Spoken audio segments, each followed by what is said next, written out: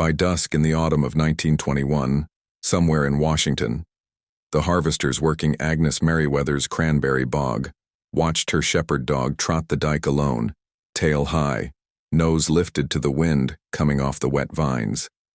A minute later, the leather leash scraped across the planks with nothing on the other end.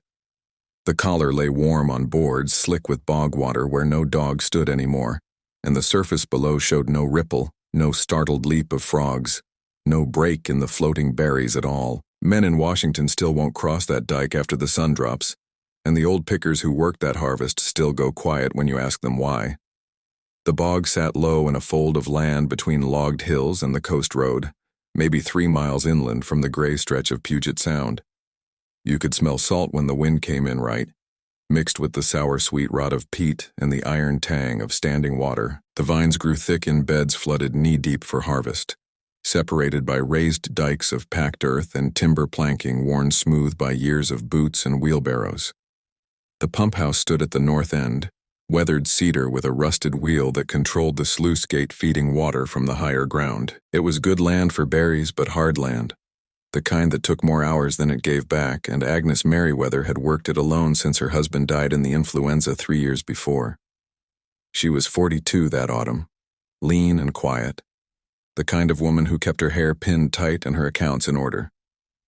People in town knew her as steady, the type who paid her pickers fair and didn't waste words. She lived in a frame house at the edge of the property with her son Thomas, who was 16 and worked the dike crew alongside the hired men.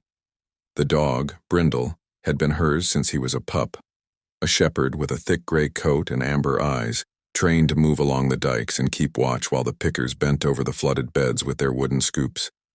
He knew every inch of that bog, every gate and every crossing, and he answered to her voice alone. The day it happened was October 18th, a Tuesday.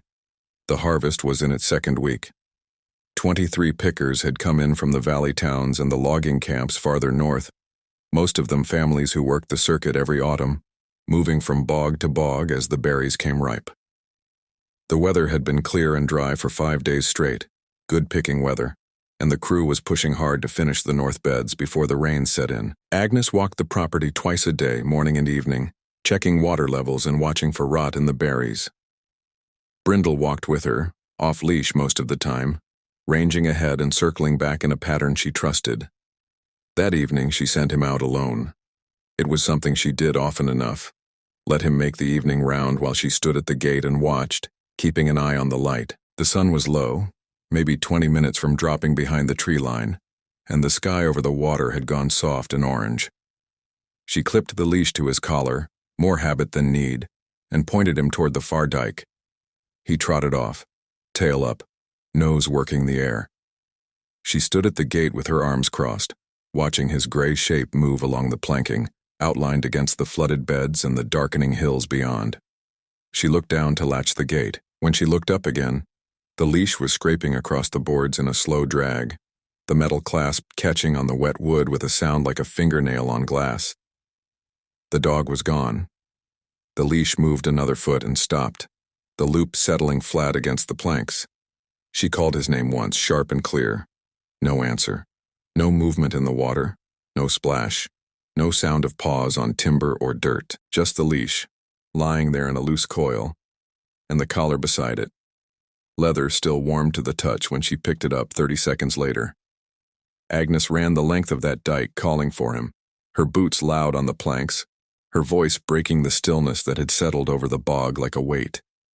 The pickers in the near beds heard her and straightened, scoops dripping, and watched her move along the raised path with her hands cupped around her mouth. Thomas came running from the pump house, and behind him came Ezekiel Rupp, the foreman, a thick-shouldered man with 20 years of cranberry work behind him. They found her standing at the spot where the leash had stopped, holding the collar in both hands, staring down at the water as if the surface might give her an answer. Ezekiel took the collar from her and turned it over. It was still faintly warm, the buckle unbent, the stitching intact. He knelt and ran his hand along the edge of the planking, checking for splinters or blood. Nothing. The boards were wet, but undamaged. He looked at the water. No ripples, no disturbance in the carpet of floating berries. The surface was flat and still, reflecting the last of the daylight in a sheet of dull copper. He stood and looked at Thomas, then back at Agnes, and said nothing, because there was nothing to say that made sense. They brought lanterns. Ezekiel staked them along the trench in the main dike, 6 in all, their flames bending in the wind that had started to come in from the west. He sent 2 men to walk the perimeter and check the gates. He sent another pair to search the pump house and the shed where the scoops were stored. He stood at the spot where the collar had been found and studied the planking by lantern light, moving the flame low and slow across the surface. That's when he saw the prints, paw prints, clear in the thin film of mud and water that coated the boards. But they were wrong.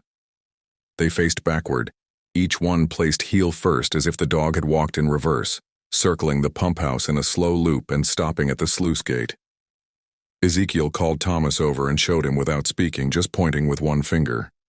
The boy stared, then looked up at his mother, then back down at the prints. One of the pickers, a woman named Marta Kell who had worked the bogs in Washington for 15 years, came close enough to see and stepped back fast, crossing herself. "That's not natural," she said, quiet enough that only the 3 of them heard. Ezekiel didn't argue.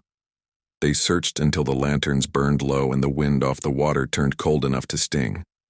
They walked every dike, checked every gate, dragged hooks through the shallower beds near the pump house. They found nothing, no body, no sign of struggle, no broken vines, no disturbed mud, no place where a dog that size could have slipped under the surface without leaving a mark.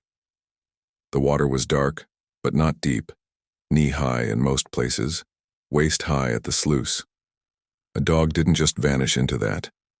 By 10 o'clock, Agnes sent the pickers back to their tents and told them to get some sleep. Most of them went, but a few stayed on the dike with lanterns, keeping watch in pairs.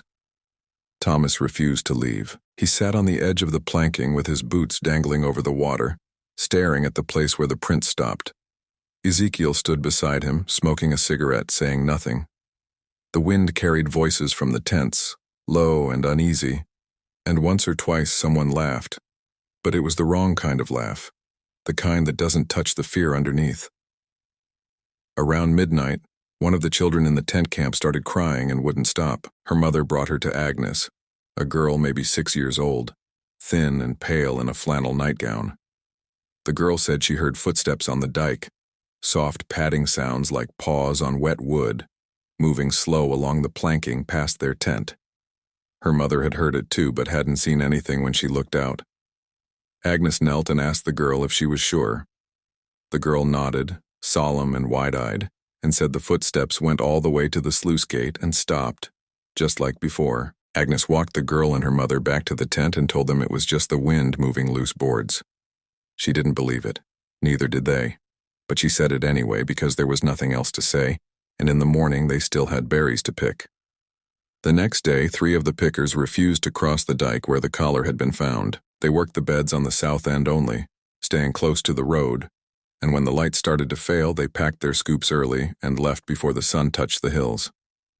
Ezekiel didn't push them. He'd been working bogs in Washington long enough to know when people had a reason to be afraid, and he'd seen the backward prints himself. By the end of that week, the whole crew knew the rule. Nobody walked that dike alone after dusk. Nobody checked the sluice gate without a second man beside them. And nobody, not even Agnes, sent a dog out to make the evening round. Brindle never came back. Agnes kept his collar in a drawer in the kitchen, still faintly warm for 2 days after it was found, though she never told anyone that part. The backward prints faded when the rain finally came, but people in Washington still remember the autumn when a dog vanished off a cranberry bog dike in broad sight of 20 witnesses, leaving nothing behind but warm leather and prints that walked the wrong way. Old hands around the bog still tell the younger ones, "You don't cross that dike at dusk." Not then. Not now. And if you hear padding footsteps on wet wood when no dog is there, you don't look to see what's making them. The timeline made no sense from the start. Agnes had sent Brindle out at 20 minutes past 6, just as the light was turning. She stood at the gate and watched him trot the dike toward the pump house, tail high, moving steady. She looked down to latch the gate, maybe 10 seconds, and when she looked up, the leash was already dragging across the boards. Ezekiel timed it later with his pocket watch. walking the same stretch at the same pace the dog would have used. It took 3 minutes to reach the spot where the collar was found. Brindle had covered that distance, stopped, and vanished in less time than it took to latch a gate. Thomas had been at the pump house checking the water level in the holding tank. He swore he saw the dog pass the north corner of the building, gray coat clear against the darkening sky, moving toward the sluice gate. He bent to adjust the valve wheel, and when he straightened, maybe 20 seconds later, the dog was gone. He heard his mother calling and came running. The collar was already on the planks, still warm. He picked it up and felt the heat of it through the leather, faint but unmistakable, and dropped it fast because it didn't feel right in his hands. Marta Kell had been working the bed closest to the main dike, bent over her scoop, when she heard the scrape of the leash on wood. She looked up and saw Agnes running along the planking, calling the dog's name. Marta straightened and scanned the water, the dikes, the tree line beyond. Nothing moved. No shape in the shallow beds. No ripple on the surface. No sound of an animal in distress. She told Ezekiel later that the silence was the worst part. A dog that size didn't go quiet unless something made it go quiet, and there was nothing out there to do that. It was like he stepped off the edge of the world, she said, standing by the cook fire that first night, her voice low enough that the children in the tents wouldn't hear. 1 second there, next second gone. No sound, no fight, just gone. By dawn the next morning, Ezekiel had organized a grid search. He divided the bog into sections and assigned 2 men to each, walking shoulder to shoulder through the flooded beds with long poles to probe the deeper spots near the sluice. He sent another crew to check the drainage ditches that ran along the property line, and a third to walk the tree line on the eastern edge where the land sloped up toward the logging road. Agnes walked with them, her face set and pale, her hands shoved deep in the pockets of her coat. She didn't speak unless someone asked her a question, and then her answers came short and flat, as if she was using every word carefully because she didn't have many left. They found nothing the first day. No body. No tracks other than the backward prints Ezekiel had already marked with chalk on the planking. He'd tried to photograph them with the box camera he kept for record keeping, but the images came out blurred, the prints barely visible, even in the developed plates. He kept the camera anyway, packed in its case, and didn't try again. The second day brought the first contradiction. One of the pickers, a man named Samuel Oates who worked the south beds, came to Ezekiel just after noon and said he'd heard a dog bark that morning, distant and brief, coming from the direction of the pump house. He checked his watch when he heard it. 8 minutes past 5. A full hour before Agnes sent Brindle out on his evening round. Samuel was certain. He'd been awake early, couldn't sleep, and had walked down to the edge of the property to smoke before the work bell rang at 6. The bark had been sharp and clear, 2 quick sounds and then nothing. Ezekiel asked if he'd seen the dog. Samuel shook his head, just heard it. Ezekiel asked if anyone else had been awake to confirm it. Samuel said no, but he knew what he'd heard, and it had been Brindle's bark, the same 2-note sound the dog used when something caught his attention. That dog was already gone by 5 in the morning, Ezekiel said, more to himself than to Samuel. Or he was there twice, Samuel said quietly, and walked away before Ezekiel could ask him what he meant by that. The searches grew longer. By the third day, they'd walked every inch of the property, dragged hooks through the holding tank and the deeper sections of the flooded beds, checked the culverts and the low ground where runoff pooled after rain. They tied strips of white cloth to the fence posts along the perimeter to mark sections already covered, and every morning Ezekiel counted them to make sure none had gone missing in the night. On the 4th morning, he counted 27 strips. The day before, there had been 26. He walked the fence line twice, checking each post, and found a strip tied to a section of wire they hadn't searched yet, knotted tight and already darkened with moisture, as if it had been there for days. He untied it and brought it back to the camp. The cloth matched the batch he'd cut himself from an old bedsheet, but he didn't remember tying that one. He asked the crew. Nobody claimed it. He folded it into his pocket and said nothing more. But after that, he started marking the strips with a stub of pencil, numbering them in order so he'd know if one moved. On the 5th night, the dogs they'd brought in from a farm near the coast road refused to work. Ezekiel had borrowed 3 hounds, good trackers, trained to follow scent through wet ground and timber. He brought them to the dike at dusk, just as the light was failing, and let them smell the collar Agnes had kept. The lead dog, a big red bone with a scarred ear, took the scent and pulled hard toward the pump house, baying low and steady. The other two followed. They reached the sluice gate and stopped. All three went silent. The lead dog sat, then lay down flat on the planking, ears back, and began to whine, a high, thin sound that didn't stop even when Ezekiel called him. The other two turned and pulled back toward the camp, tails low, and wouldn't go near the dike again no matter how hard their handler urged them. "They smell something they don't like," the handler said, coiling the leads. "Something that tells them to leave." "What kind of something?" Ezekiel asked. The handler shook his head. "Can't say, but I've seen dogs spook before, and this isn't that. This is them knowing better than to stay." That same night, one of the children in the tent camp woke screaming. Her father carried her to the cook fire, wrapped in a blanket, her face streaked with tears. She was 8 years old, small for her age, and she wouldn't stop shaking. Agnes knelt beside her and asked what was wrong. The girl said she'd heard footsteps on the dike, padding soft and slow, coming past the tent and stopping just beyond the canvas. She'd heard breathing, low and steady, and then a sound like claws scraping wood. Her father had gone out with a lantern and found nothing. No prints, no marks on the planking. Just the wind moving through the vines and the water lapping soft against the dike. "She's had a bad dream," her father said, but he didn't sound convinced. The girl shook her head. "It wasn't a dream. It was there. I heard it." Agnes walked them back to the tent and stayed until the girl fell asleep. On the way back to the house, she passed the dike where the collar had been found and stopped. The planks were dry. The night was still, but she stood there for a long time, listening, and later she told Thomas she'd heard it too. A soft padding sound, rhythmic and slow, moving along the raised path toward the sluice gate and stopping exactly where the backward prints had been. "Did you see anything?" Thomas asked. "No," she said. "But I heard it, and I'm not the only one." By the end of the first week, the older pickers had started giving advice to the younger ones, the kind of advice that sounded like superstition but felt like survival. Don't cross the dike alone after the sun drops. Don't answer if you hear a dog bark from the direction of the pump house. Don't look too long at the sluice gate when the light's going bad. And if you hear footsteps on wet wood and there's no one there, you walk the other way and you don't ask questions. Ezekiel heard it all and didn't argue. He'd worked bogs in Washington for 20 years, and he'd seen enough to know that some rules weren't made to be tested. He told the crew they'd work in pairs from now on, no exceptions, and nobody would check the water levels or the sluice gate alone. Agnes agreed.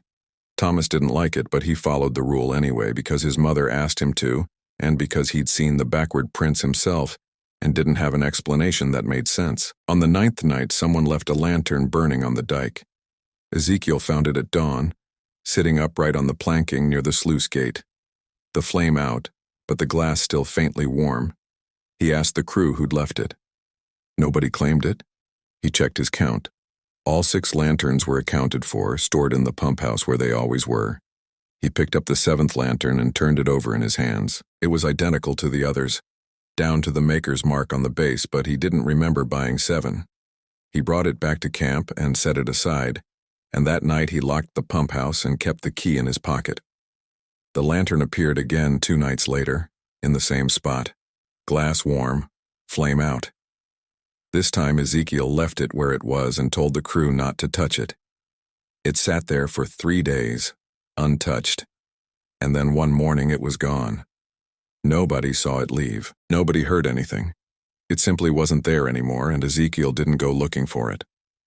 By the 14th day, there was nowhere left to search that didn't already hold their boot prints, and still nobody had found the dog. The backward prints had faded in the rain. The warm collar sat in Agnes's kitchen drawer, cold now, just leather and metal. But the footsteps kept coming, soft and rhythmic, always after dusk, always moving toward the sluice gate and stopping where the prints had been. And the people working that bog in Washington learned to listen for them and to walk away when they heard them, because there are some things you don't follow, even when they sound familiar.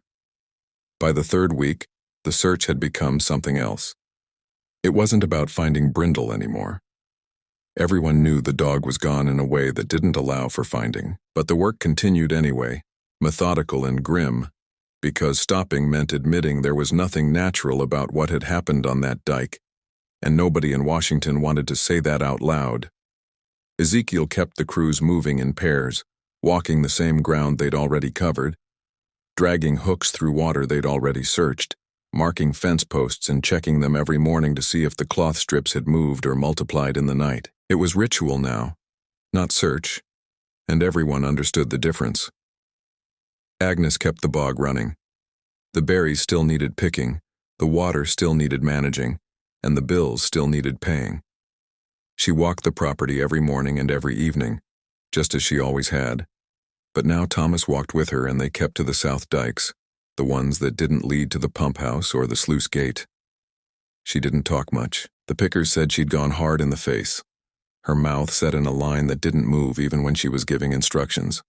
She kept Brindle's collar in the kitchen drawer, wrapped in a cloth, and she didn't open that drawer unless she had to. The children in the tent camp had started having nightmares. 3 of them in the first week, 5 by the second, nearly all of them by the third.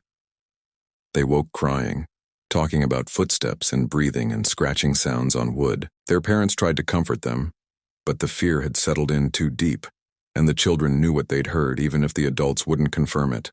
One mother, a woman named Claire Hobbs who'd been picking cranberries in Washington since she was a girl, came to Agnes and said she was taking her family south to the next bog.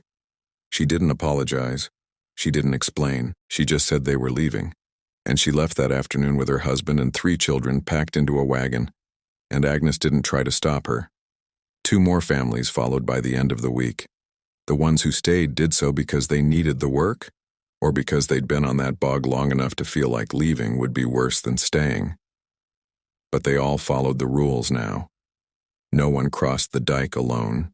No one checked the sluice gate after the sun dropped, and no one, not even the men who'd been working bogs for 20 years, dismissed the stories the children told about footsteps in the dark. Ezekiel kept a ledger in the pump house, a thick notebook where he recorded water levels, weather conditions, and equipment repairs. He wrote in it every evening, same time, same routine. On the 21st day after Brindle disappeared, he opened the ledger to make his usual notes and stopped. Someone had written in it. The entry was dated October 19th, the day after the dog vanished, and it was in handwriting he recognized. It was Agnes's handwriting. Neat, careful script, the same slant and pressure she used when she signed payroll sheets. But Agnes hadn't written in the ledger in over a year. Ezekiel kept those records himself, and she'd never asked to. He read the entry 3 times, his hand shaking enough that the page trembled. Checked the gate, water holding steady. B made the round. B, Brindle. The entry said Brindle had made the round on October 19th, a full day after he'd vanished. Ezekiel looked at the date again. No mistake. The ink was dry but not faded, the same black he used himself. He flipped back through the previous pages. His own entries, clear and unbroken, no gaps, no missing days. He turned forward. The next entry was his, dated October 20th, written in his own hand. Between them sat the impossible line, neat and definite, saying the dog had done something he couldn't have done. He took the ledger to Agnes that night. She was sitting at the kitchen table with Thomas, going over accounts by lamplight. Ezekiel set the book in front of her and pointed to the entry without speaking. She leaned close, read it, and went still. Her face didn't change, but her hands did. They flattened on the table, fingers spread, pressing hard against the wood. "I didn't write that," she said. "I know," Ezekiel said. Thomas leaned over and read the line. He looked at his mother, then at Ezekiel. "That's her handwriting," he said quietly. "I know," Ezekiel said again. Agnes reached out and touched the page, tracing the letters with one finger. Her hand was steady now, but her voice wasn't. "I didn't write this. I haven't touched that ledger since Robert died. You know that." "I do," Ezekiel said. She closed the book and pushed it back across the table. "Don't show this to anyone else." "I won't." And don't ask me to explain it because I can't. Ezekiel took the ledger and left. He locked it in the pump house that night and didn't open it again for 3 days. When he finally did, the entry was still there, unchanged, undeniable. He tore the page out, folded it twice, and put it in his coat pocket. It stayed there for the rest of the season, and when he left Washington at the end of November, he took it with him. He never showed it to anyone, but he never threw it away either, because some things you keep even when you don't want to, just to prove to yourself later that they really happened. The theories came slow and careful, spoken low by the cook fire, or in the gaps between work when the foreman wasn't listening. Some said Agnes had enemies, people who'd wanted her land after her husband died, and might have done something cruel to drive her off, but nobody could name an enemy. And cruelty didn't explain backward footprints or warm leather or a dog that vanished in 10 seconds with 20 people nearby. Others said it was the land itself, that the bog had been there too long and had taken too much, and sooner or later it took something it wasn't supposed to. The old pickers nodded when they heard that one but didn't say it themselves because saying it out loud made it sound like belief, and belief was a step farther than most of them wanted to go. A few whispered it wasn't a dog at all that had walked that dike on October 18th, that something else had worn the shape, the gait, the tail, and the sound. And when Agnes looked away, it had stopped pretending. Those were the whispers that died fast, snuffed out before they could spread. Because once you said that out loud, you had to decide what you believed about the world, and most people weren't ready to make that decision. Marta Kell, who'd been working bogs in Washington longer than anyone else in the camp, sat with the younger pickers one night and told them the rule plain. You don't walk that dike alone after dark. Not now, not next season, not 10 years from now. You don't check the sluice gate by yourself, and you don't answer if you hear something that sounds like a dog coming from that direction. And if you see a lantern burning out there when nobody's supposed to be working, you leave it alone, and you walk the other way. One of the younger men asked why. Marta looked at him for a long time before answering. Because the land out here doesn't always give back what it takes. And sometimes what it gives back isn't what it took in the first place. Nobody argued with her. On the 28th night, Agnes went to the kitchen drawer where she kept the collar. She opened it the way she always did, slow and careful, as if something inside might break if she moved too fast. The collar was there, wrapped in its cloth. She unwrapped it. The leather was cold. It had been cold for weeks. She ran her thumb over the buckle, the worn stitching, the places where Brindle's fur had darkened the grain. She rewrapped it, closed the drawer, and turned to leave. The drawer was open again. She stopped, one hand on the edge of the table, and stared. She'd closed it. She'd heard the latch catch. But it was open now, just an inch, the way it sat when the wood swelled in wet weather. She closed it again, harder this time, and waited. It stayed closed. She turned away. Behind her, faint but unmistakable, came the sound of wood sliding on wood. She turned back. The drawer was open. She didn't close it again. She left the kitchen and went upstairs and didn't come back down until morning. When she did, the drawer was closed, the collar still inside, wrapped and cold. She didn't tell Thomas. She didn't tell Ezekiel. But after that night, she stopped opening that drawer altogether, and when the season ended and she packed up the house for winter, she left the collar where it was, wrapped in cloth, in a drawer that opened on its own when no one was there to see it. By the end of October, the bog was nearly finished. The last of the berries had been scooped and sorted, the beds drained, the equipment stored. Most of the pickers left for the next job, heading south toward Oregon or east toward the valley towns. The ones who stayed to help with the final cleanup worked fast and quiet, finishing before the light failed and leaving as soon as the day's work was done. Nobody lingered. Nobody stayed after dusk unless Ezekiel made them, and even then they worked in groups close together, talking low to fill the silence. On the last night, Ezekiel walked the property alone one final time. He told himself it was just routine, just a last check before he locked the pump house and left for the season. But he knew better. He was looking for something, though he couldn't have said what. He carried a lantern and walked the dike slowly, checking the gates and the sluice and the planking where the collar had been found. Everything was in order. The bog was quiet. The water sat still in the shallow beds, reflecting the last of the daylight in flat gray sheets. He reached the sluice gate and stopped. There were paw prints on the planking, fresh ones. Facing backward, he knelt and touched one with his finger. The wood was damp, the impression clean and sharp, as if something had walked past only minutes before. He stood and turned in a slow circle, scanning the dikes, the tree line, the empty beds. Nothing moved, no sound, no shape in the failing light. Just the prints, circling the sluice gate once and stopping where they'd stopped before. He left the lantern burning on the dike and walked back to camp. He didn't look back. He didn't tell Agnes. He locked the pump house, loaded his gear, and left Washington the next morning. He came back the following autumn because the work was good and the pay was fair. But he never walked that dike alone again, and he never checked the sluice gate after the sun dropped. None of them did. It was a rule now, unwritten but ironclad, and the people who worked that bog in Washington followed it without question, because some rules aren't made to be tested. The cranberry harvest of 1921 ended quietly, the way a door closes when everyone's already left the room. Agnes Merriweather kept the bog running through the season, paid the workers who stayed, and locked the pump house on the last day of November with the same steady hands she'd used to open it in September. But something had changed in the rhythm of the work, in the way people moved across that land, and it never went back to the way it was before Brindle disappeared. The next season, fewer pickers came. Word had spread along the circuit, not in newspapers or official reports, but in the quiet way stories travel between people who work the same hard ground year after year.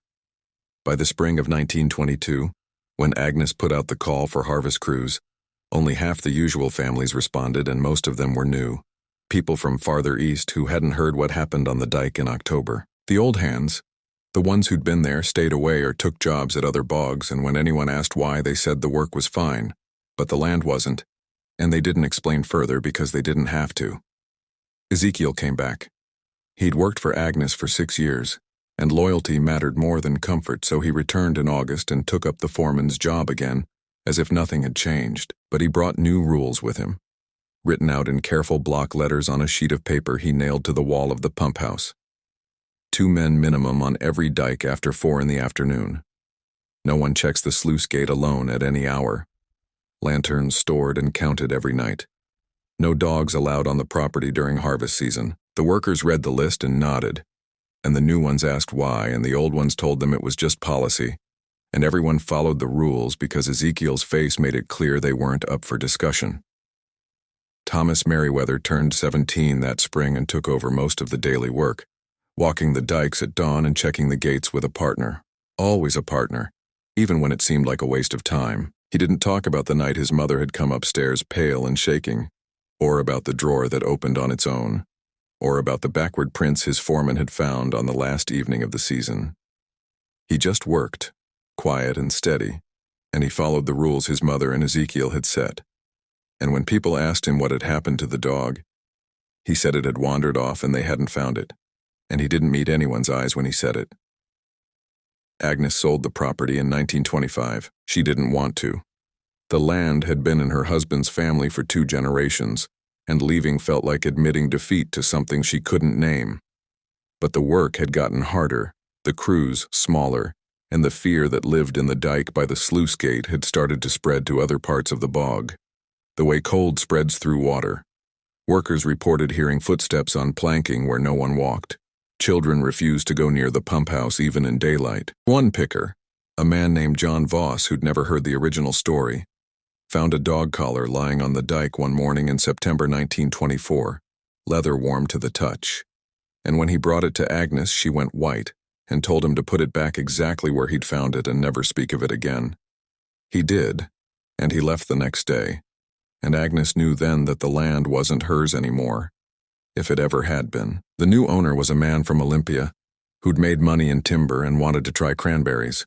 He bought the bog at a fair price, listened politely when Agnes tried to explain the rules about the dikes and the sluice gate, and nodded as if she was talking about drainage and water management. He lasted 2 seasons. In the fall of 1926, one of his workers found a lantern burning on the dike at dawn, flame out, glass still warm, and the owner himself found fresh paw prints circling the sluice gate in a backward spiral, and he sold the property 6 weeks later at a loss and moved back to Olympia, and never spoke about cranberries again. The bog changed hands 3 more times between 1927 and 1935. Each owner tried to make it work. Each owner implemented the same rules whether they believed in them or not, because the workers wouldn't stay otherwise.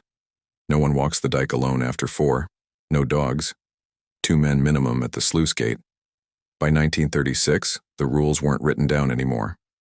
They were just known, passed from old crew to new crew in the first week of every season, and nobody questioned them because questioning meant explaining.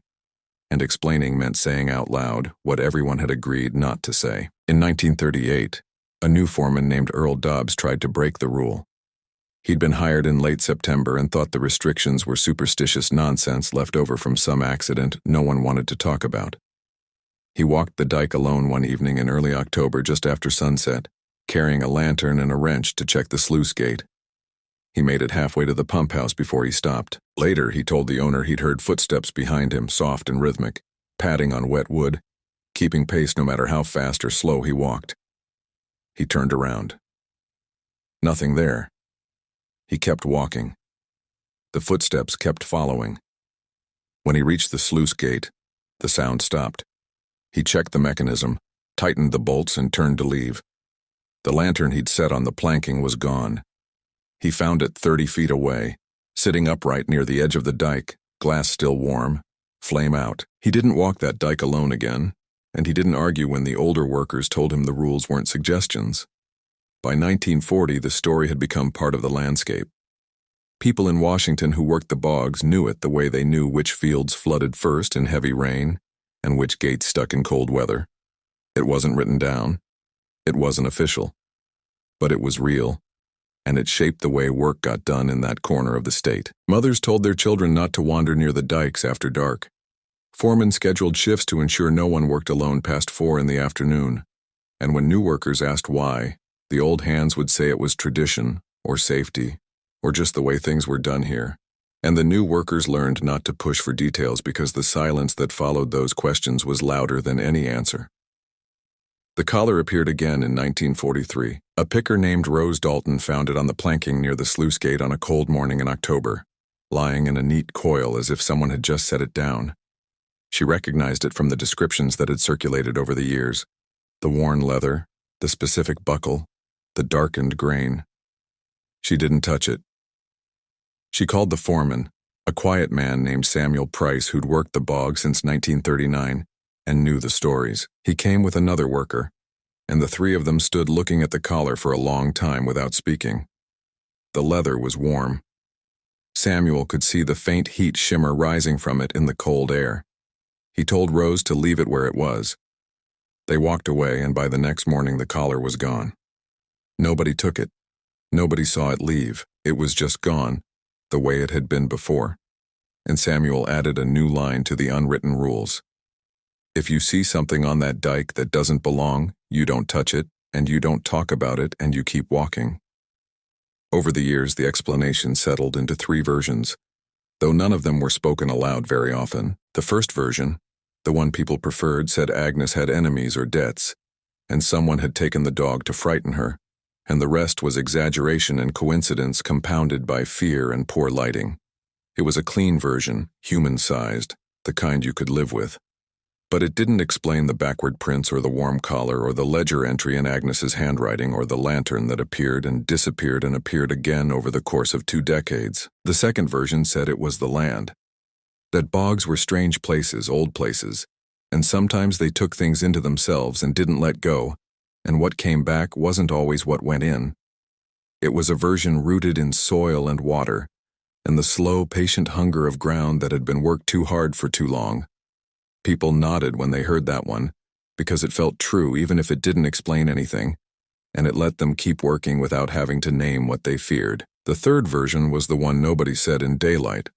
It suggested that what walked the dike on October 18, 1921, had looked like a dog, and moved like a dog and worn the shape of a dog, but it hadn't been a dog at all. That something else had borrowed the form, the gait, the collar, and the warmth. And when Agnes looked away, it had stopped pretending and stepped sideways into a place where living things don't go. And sometimes, on certain evenings when the light fails just right, it comes back and walks that dike again, backward and patient, leaving prints that face the wrong way and warmth in leather that should be cold.